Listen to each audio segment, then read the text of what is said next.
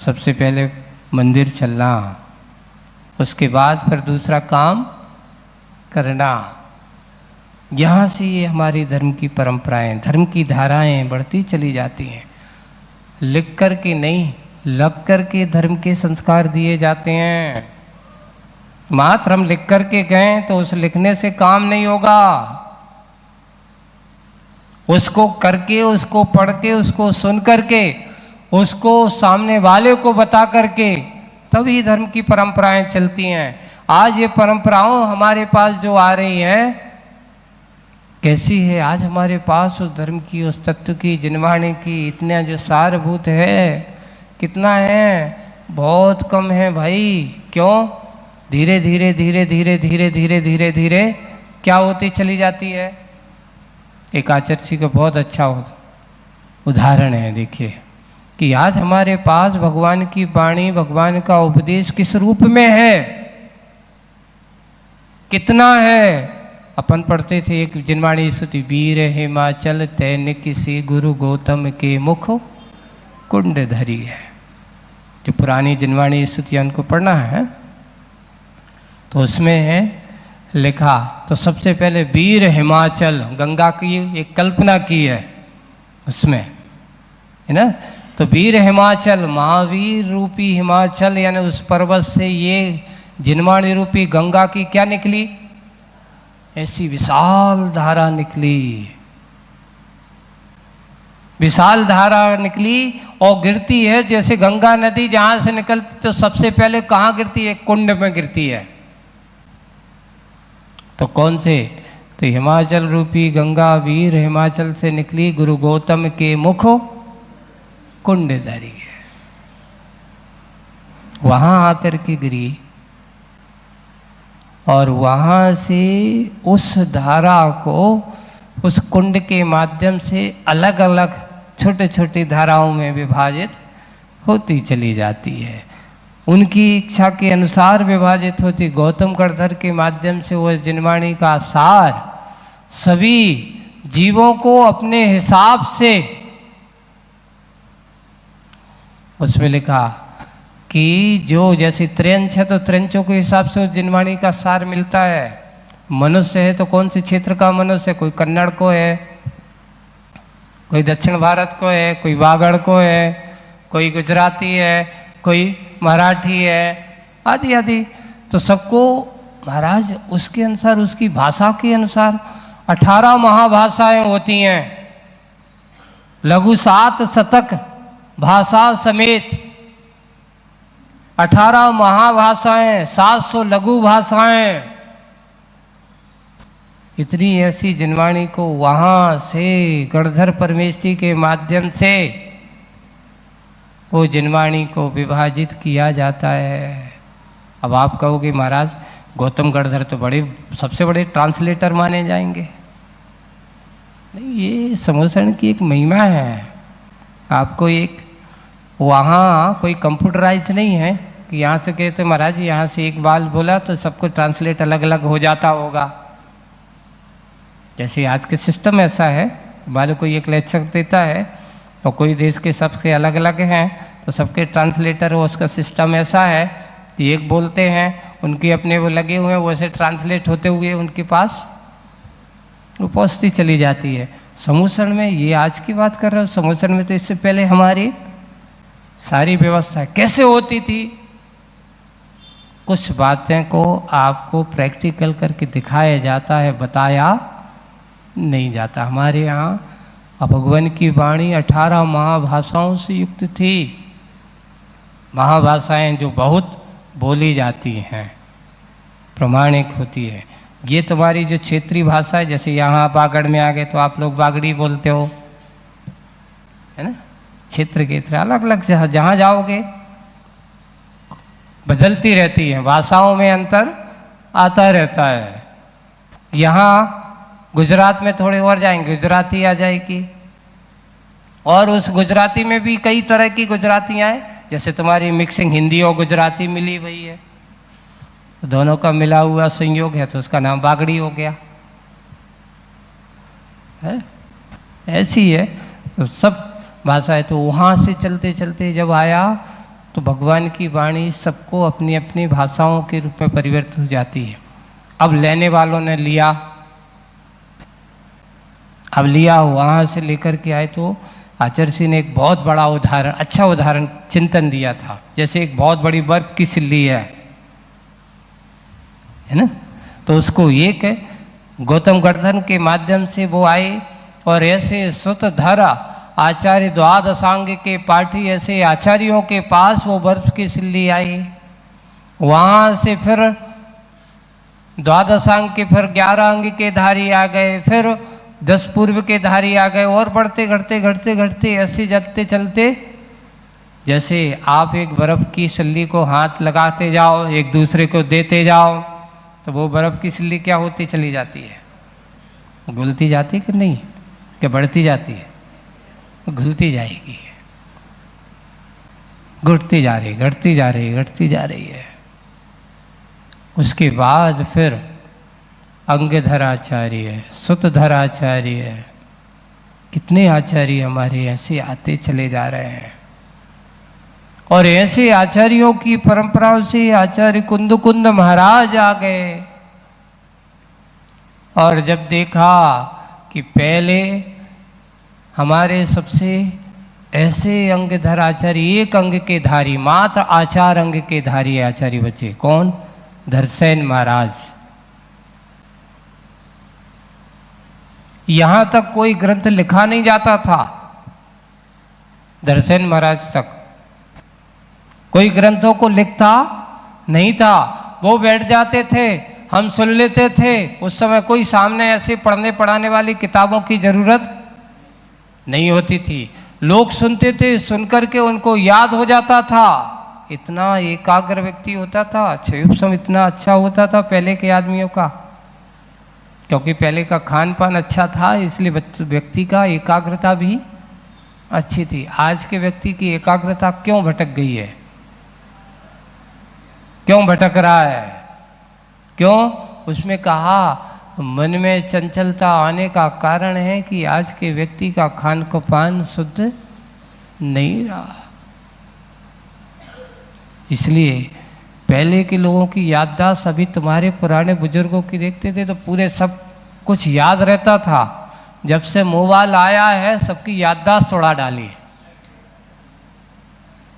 बताओ, पहले तुम लोगों के गांव के जब घर पे एक लैंडलाइन चलती थी तो पूरे गांव के कौन के घर का कौन सा नंबर है बिना याद करे सबको याद हो जाता था कि नहीं हो जाता?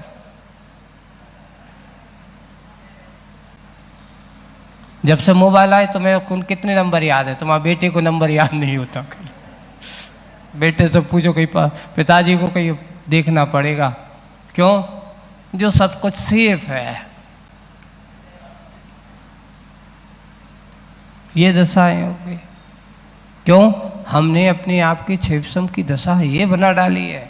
वही हुआ आचार्य धरसेन महाराज तक ये हो गए कि अब एक अंग, एक पाठी व्यक्ति नहीं बचे, याद करने वाले व्यक्ति नहीं रहे।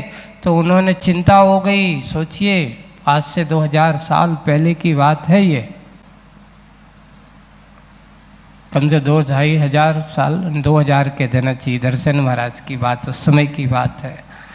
उस समय उन्होंने अब क्या किया कि भाई अब तो मैं बूढ़ा हो गया हूँ, लिखने की हिम्मत तो है ही नहीं है कि अब मैं इतना सारा जनागम लिख कर के दूँ। खबर भेज दी मुनि मंडली में, दक्षिण भारत में कोई अच्छे 2 साधुओं को हमारे पास भेजो जिससे मैं अपना जिनवाणी का क्या कर सकूं, क्योंकि अब आने वाला समय, अब स्मृति में रखने वालों की कमी होने वाली है, क्षयोपशम कम होने वाला है, इसलिए जिनवाणी को लिखना जरूरी होगा। और उन्होंने 2 महाराज आए।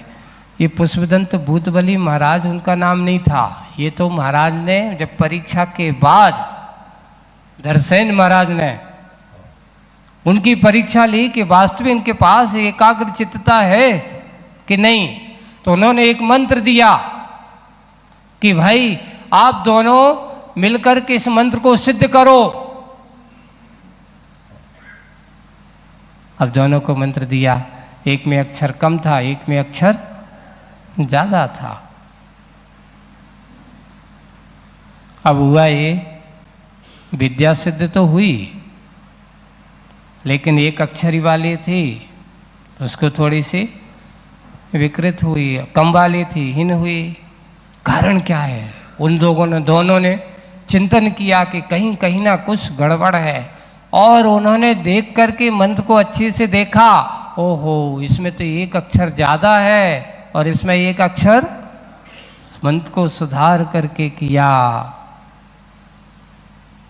सुधारा, और सुधार करके उन्होंने सिद्ध किया, और सिद्ध करके तो उनका कहा गया, एक पुष्पदंत नाम क्यों पड़ा? तो उनके दांतों की पंक्ति थोड़ी टेढ़ी मेढ़ी थी, और जब उन्होंने किया तो उनकी दंत पंक्ति अच्छा ऐसा हुआ कि उनकी ठीक हो गई, बिल्कुल सुंदर हो गई, इसलिए उनका नाम क्या पड़ गया? पुष्पदंत पड़ गया। और भूतबली नाम क्यों पड़ा? तो भूतों ने आकर के उनकी बहुत पूजा अर्चना की, भक्ति की, इसलिए उनका नाम भूतबली पड़ गया। ऐसा नाम कथाओं में पड़ गया, इसलिए दोनों महाराज का पुष्पदंत और भूतबली पूरा का पूरा जिनागम उन्होंने दिया। कम समय में सार संक्षिप्त रूप में सूत्र रूप में कहा। अब सूत्र रूप में तुम्हें हमने ये बताया है, अब इसको लिपिबद्ध करना है। उन्होंने कहा कि अब समय सिद्धांत की रक्षा करना है, तो यही सिद्धांत अपना आगम बनेगा, इससे ही बीज रूप बनेगा, इससे ही सारा सिद्धांत निकलने वाला है।